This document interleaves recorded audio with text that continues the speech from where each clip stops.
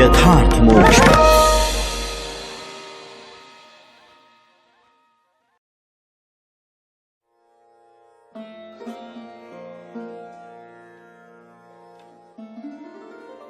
पच्चीसवां अध्याय, तीनों गुणों की वृत्तियों का निरूपण।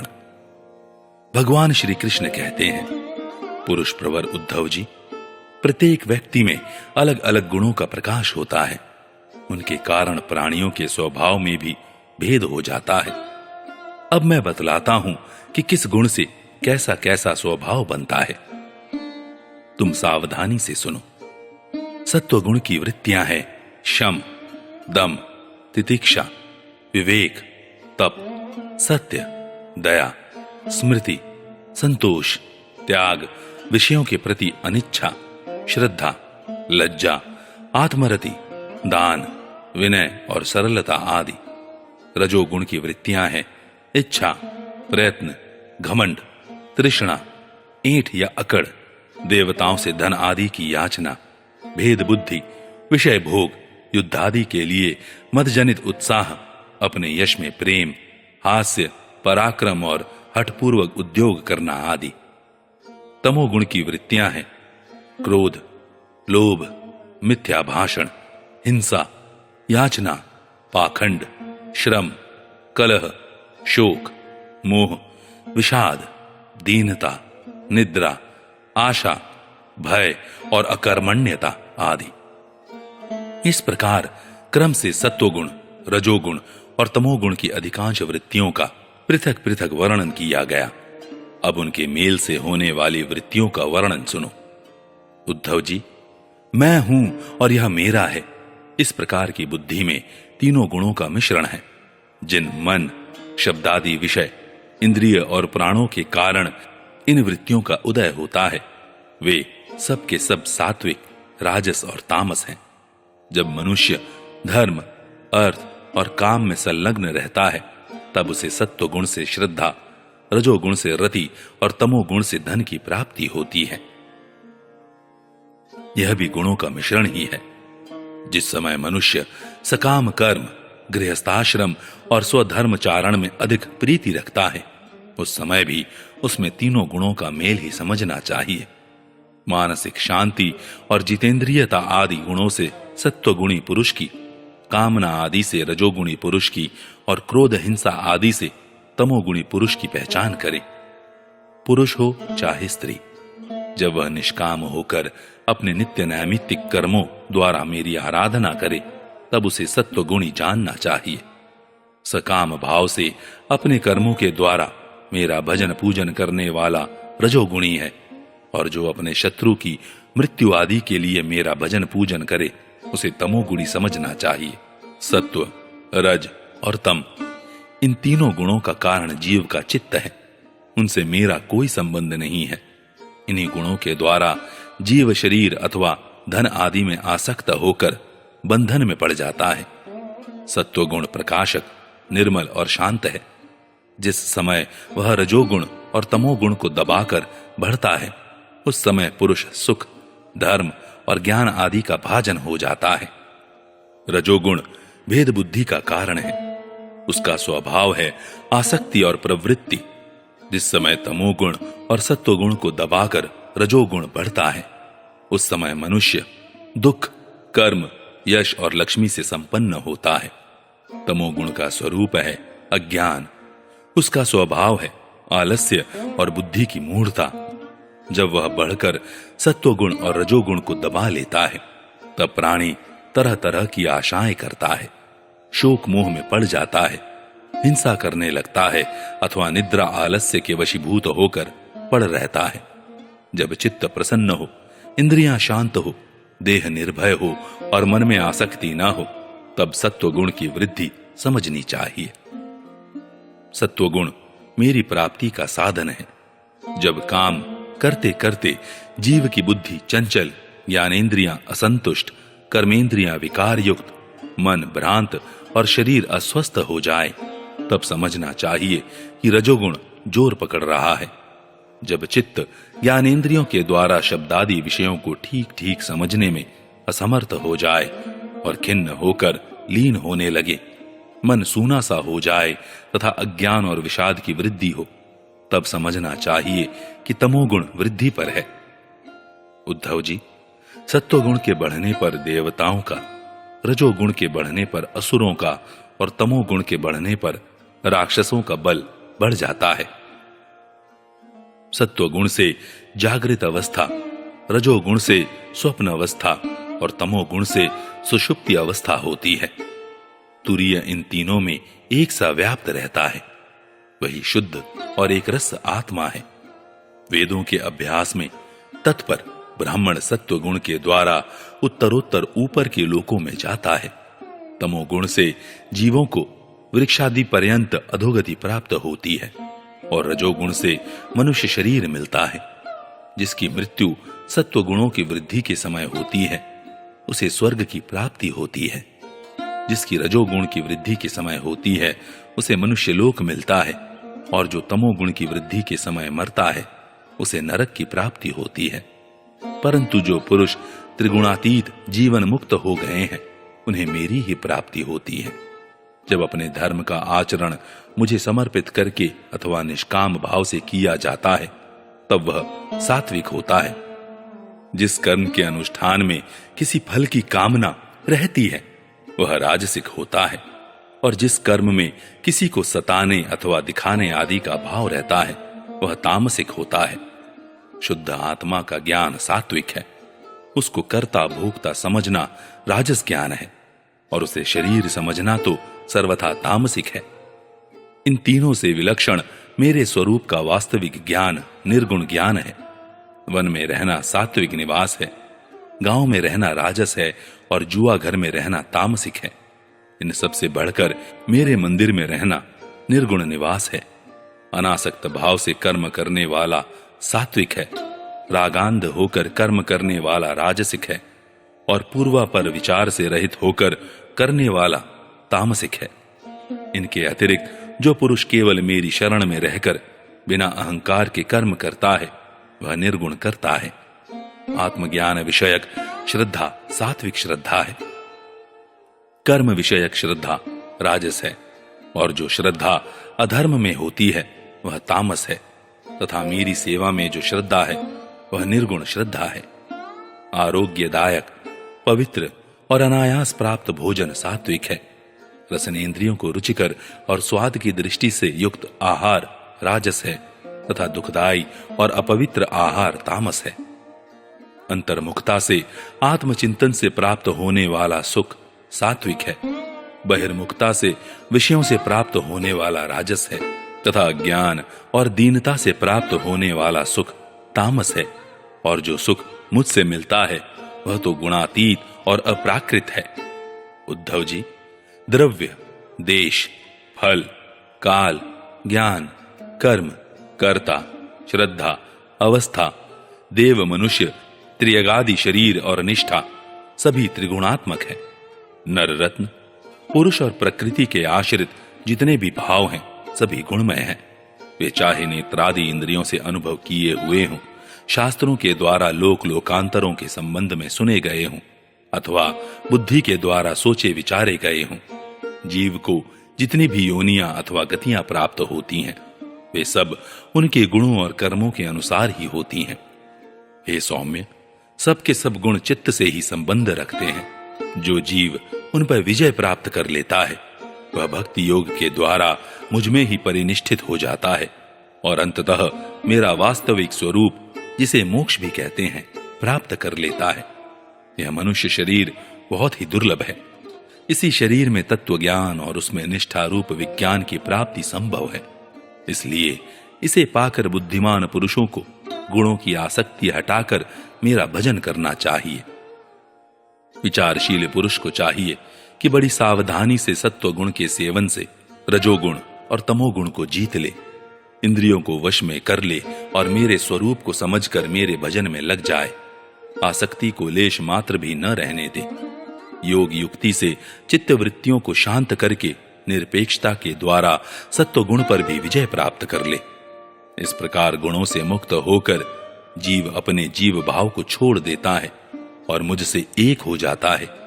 जीव लिंग शरीर रूप अपनी उपाधि जीवत्व से तथा अंतःकरण में उदय होने वाली सत्वादि गुणों की वृत्तियों से मुक्त होकर मुझ ब्रह्म की अनुभूति से एकत्व दर्शन से पूर्ण हो जाता है और वह फिर बाह्य अथवा आंतरिक किसी भी विषय में नहीं जाता। 26वां अध्याय पुरुरवा की वैराग्योक्ति। भगवान श्री कृष्ण कहते हैं, उद्धव जी, यह मनुष्य शरीर मेरे स्वरूप ज्ञान की प्राप्ति का, मेरी प्राप्ति का मुख्य साधन है। इसे पाकर जो मनुष्य सच्चे प्रेम से मेरी भक्ति करता है वह अंतःकरण में स्थित मुझ आनंद स्वरूप परमात्मा को प्राप्त हो जाता है।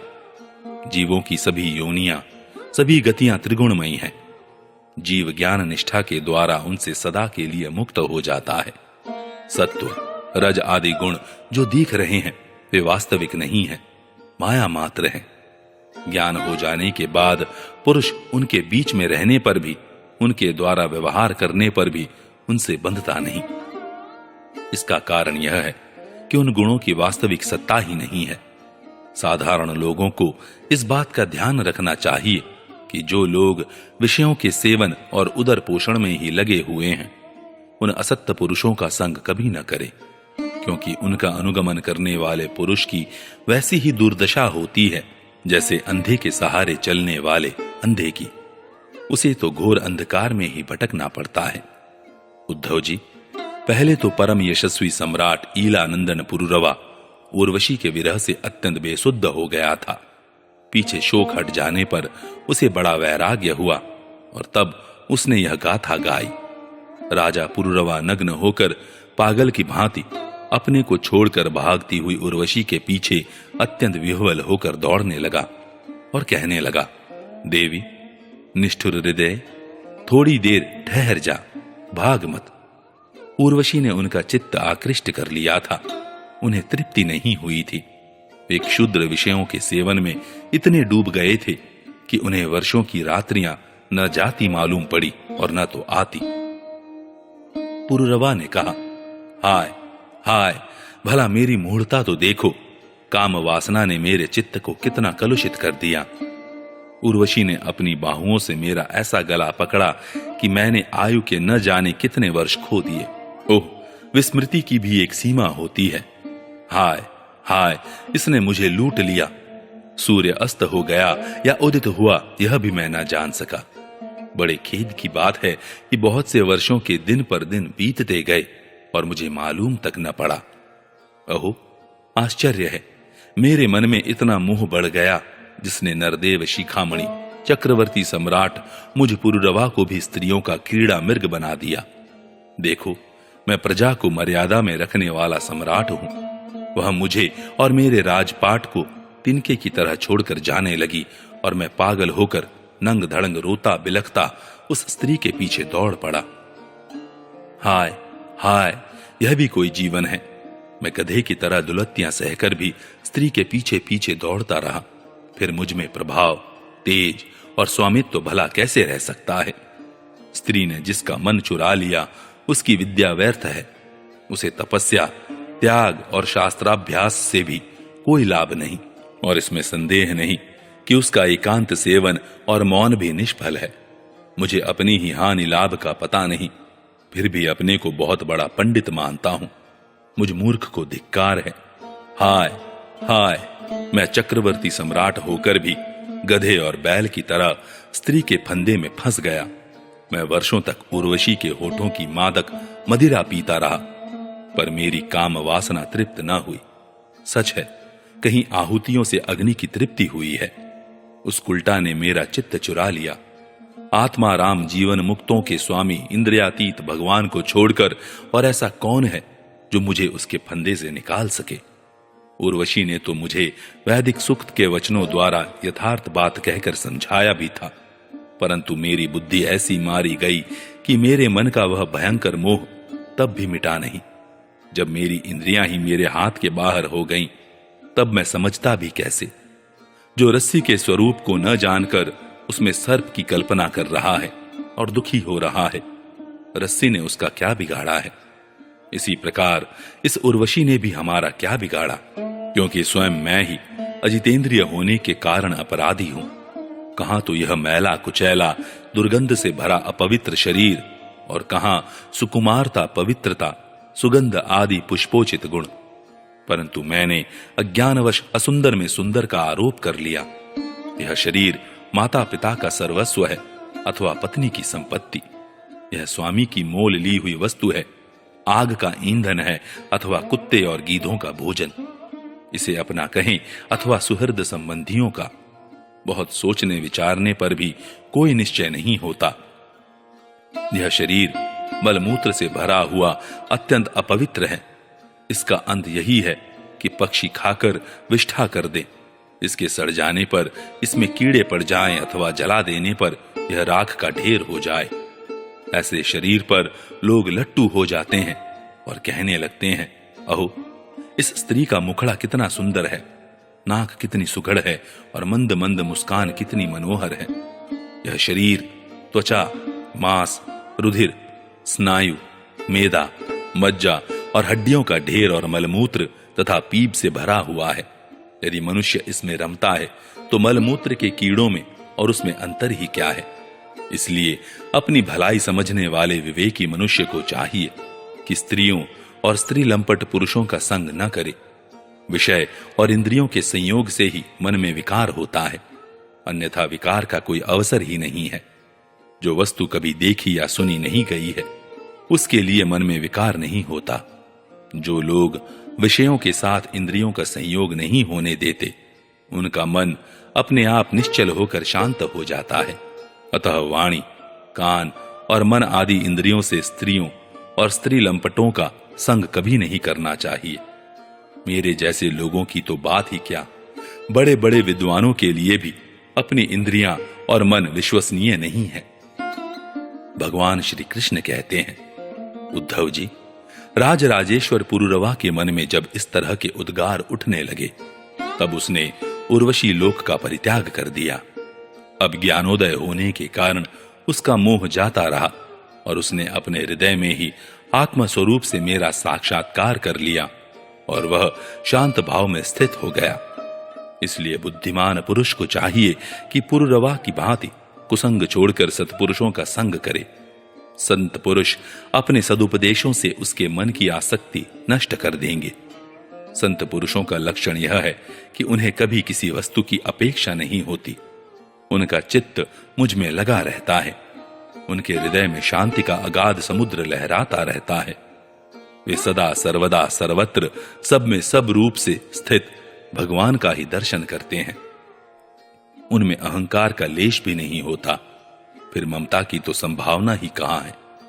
वे सर्दी, गर्मी, सुख दुख आदि द्वंद्वों में एक रस रहते हैं तथा बौद्धिक, मानसिक, शारीरिक और पदार्थ संबंधी किसी प्रकार का भी परिग्रह नहीं रखते। परम भाग्यवान उद्धव जी, संतों के सौभाग्य की महिमा कौन कहे। उनके पास सदा सर्वदा मेरी लीला कथाएं हुआ करती हैं। मेरी कथाएं मनुष्यों के लिए परम हितकर हैं। जो उनका सेवन करते हैं, उनके सारे पाप तापों को वे धो डालती हैं। जो लोग आदर और श्रद्धा से मेरी लीला कथाओं का श्रवण, गान और अनुमोदन करते हैं, वे मेरे परायण हो जाते हैं और मेरी अनन्य प्रेममय भक्ति प्राप्त कर लेते हैं। उद्धव जी, मैं अनंत अचिंत्य कल्याणमय गुणगानों का आश्रय हूं। मेरा स्वरूप है केवल आनंद, केवल अनुभव, विशुद्ध आत्मा। मैं साक्षात पर ब्रह्म हूं। जिसे मेरी भक्ति मिल गई वह तो संत हो गया, अब उसे कुछ भी पाना शेष नहीं है। उनकी तो बात ही क्या, जिसने उन संत पुरुषों की शरण ग्रहण कर ली, उसकी भी कर्म जडता, संसार भय और अज्ञान आदि सर्वथा निवृत्त हो जाते हैं। भला जिसने अग्नि भगवान का आश्रय ले लिया, उसे शीत, भय अथवा अंधकार का दुख हो सकता है। जो इस घोर संसार सागर में डूब उतरा रहे हैं, उनके लिए ब्रह्मवेत्ता और शांत संत ही एकमात्र आश्रय हैं। जैसे जल में डूब रहे लोगों के लिए दृढ़ नौका, जैसे अन्न से प्राणियों के प्राण की रक्षा होती है, जैसे मैं ही दीन दुखियों का परम रक्षक हूं, जैसे मनुष्य के लिए परलोक में धर्म ही एकमात्र पूंजी है, वैसे ही जो लोग संसार से भयभीत हैं, उनके लिए संत जन ही परम आश्रय हैं। जैसे सूर्य आकाश में उदय होकर लोगों को जगत तथा अपने को देखने के लिए नेत्रदान करता है, वैसे ही संत पुरुष अपने को तथा भगवान को देखने के लिए अंतर्दृष्टि देते हैं। संत अनुग्रहशील देवता है, संत अपने हितैषी सुहृद हैं, संत अपने प्रियतम आत्मा है, और अधिक क्या कहूं, स्वयं मैं ही संत के रूप में विद्यमान हूं। प्रिय उद्धव, आत्म साक्षात्कार होते ही ईलानंदन पुरुरवा को उर्वशी के लोक की स्पृहा न रही। उसकी सारी आसक्तियां मिट गईं और वह आत्माराम होकर स्वच्छंद रूप से इस पृथ्वी पर विचरण करने लगा।